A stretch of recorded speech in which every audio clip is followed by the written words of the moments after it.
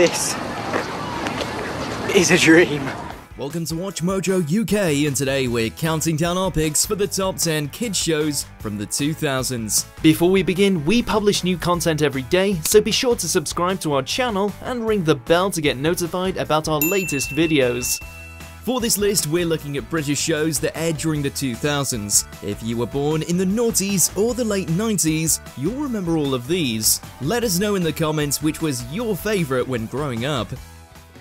Number 10, Bamzooki. Congratulations for designing such brilliant zooks. Good luck today. When you were young, it was easy to suspend your disbelief and imagine that the kids really could see their zooks going at it on the giant table. Of course, they were really cheering on empty space. So Wiggly Wendy has 30 seconds to knock down as many poles as possible. In 2021, presenter Jake Humphries revealed that they could see the zooks projected in 2D, so they could kind of see what was going on. But it just wasn't the same as actually watching your CGI spider try to complete an obstacle course. Still, Bamzooki was cutting edge for the time, and did use some augmented reality technology to ensure the 3D CGI was synchronized with the projections. Can't really see him making up the difference. Heed is frozen one more time, but I think he's gonna get there. We all spent hours in front of the family computer trying to make our own world-class zooks. Number 9, Art Attack.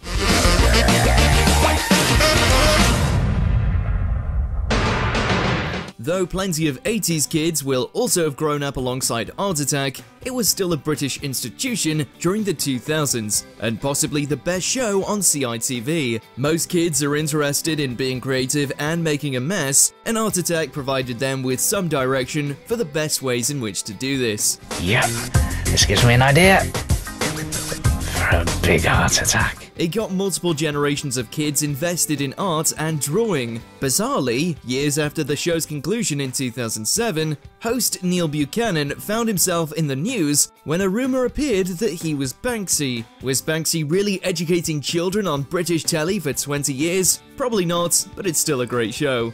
She was an old dragon too! Number 8, The Basil Brush Show.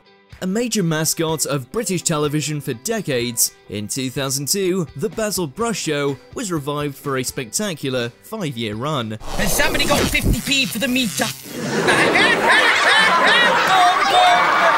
Now Basil was living in a flat share with grown man Stephen and his niece and nephew Molly and Dave, plus the constant presence of the narrator, who the characters can often hear. They get in the usual sitcom scrapes and the jokes come quickly. Do you mind not doing that while I'm talking to you? There are puns, sight gags, and many fourth wall breaks about the low quality of the production and how they've barely got any budget. Eventually, most of the cast moved on, with the kids generally getting too old to keep starring in a CBBC sitcom, but the return of Basil meant it was nostalgic for parents too. Shall we see what's on the menu? Looks like some dried egg to me. Number 7, Stupid. I can manipulate every single human being on your planet with this apparatus.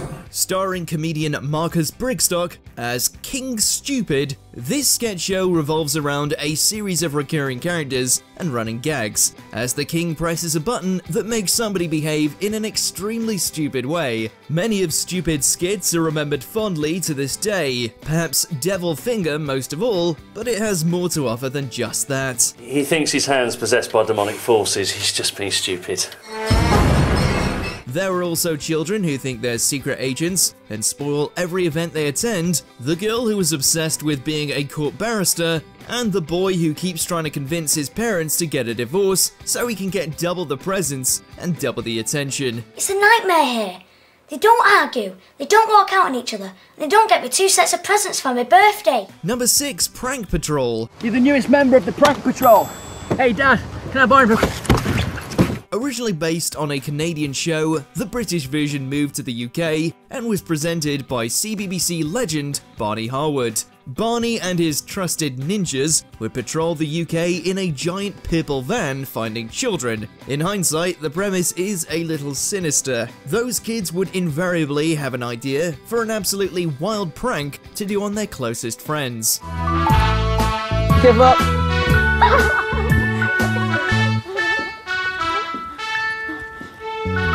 One kid wants to trick his entire class into thinking an energy drink has given him superpowers, while another wants to scare the living daylights out of his friend with a giant mutated spider. It's shocking that anybody fell for these pranks, though if a giant spider jumped out at you, you'd probably be scared no matter how unconvincing it was. I think that is what you call pranked to perfection.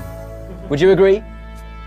What a sport. Number 5. Am I High? What is it with boys in those dumb computer games? In the 2000s, spies were having a resurgence in popularity, leading to the creation of this long-running Bond knockoff on CBBC. Though the concept is obviously ridiculous, why would MI9 want to hire a bunch of teenagers to work for them? It's an iconic show. Brilliant, but with a big, big ego. How did that high-speed lift manage to dress them in their spy gear? We don't know, and we don't care, because it looked pretty cool regardless. As well as that though, a lot of writing was smart and original, with the team facing a new threat from the clandestine organization Skull every episode. It's a miracle they passed their GCSEs when they were off saving the world every other day. It's a big sacrifice, but putting the lives of others before the ones we love is what we do. Number 4. The Sarah Jane Adventures. In Series 2 of the Doctor Who revival, one of the Doctor's most popular companions of all time made a grand return.